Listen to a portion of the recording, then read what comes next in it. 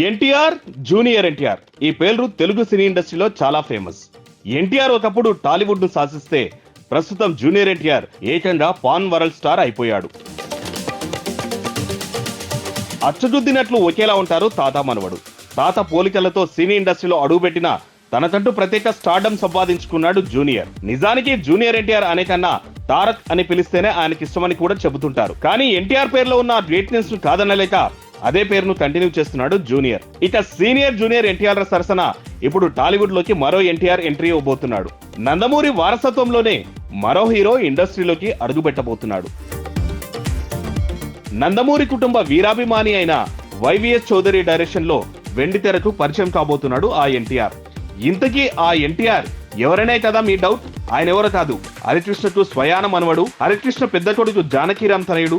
అంటే జూనియర్ ఎన్టీఆర్ కు కూడా కొడుకు వరస అవుతాడు. హరికృష్ణ, జానకిరామ్ ఇద్దరు రోడ్ యాక్సిడెంట్ లో చనిపోయారు. ప్రస్తుతం వాళ్ళ ఫ్యామిలీకి పెద్ద దిక్కుగా ఉన్నది కళ్యాణ్ రామ్, జూనియర్ ఎన్టీఆర్లే. దీంతో జానకిరామ్ కొడుకును కూడా ఇండస్ట్రీలోకి తీసుకురావడానికి వారు సపోర్ట్ చేస్తున్నట్లు సమాచారం. ఈ నేపథ్యంలో మంచి స్టోరీ లైన్ తో వైవిఎస్ చౌదరి మూవీ తీస్తున్నట్లు తెలుస్తోంది.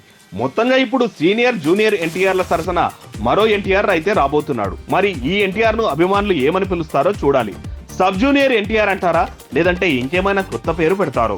ఏదేమైనా టాలీవుడ్ లోకి ఎంట్రీ ఇస్తున్న ఈ న్యూ ఎన్టీఆర్ కి మాత్రం జిందగీ మీడియా బెస్ట్ విషెస్ చెప్తోంది. బాలయ్య చెప్పినట్లు బ్లడ్ బ్రీడ్ వారసత్వాన్ని నిలబెట్టాలని కోరుకుంటోంది.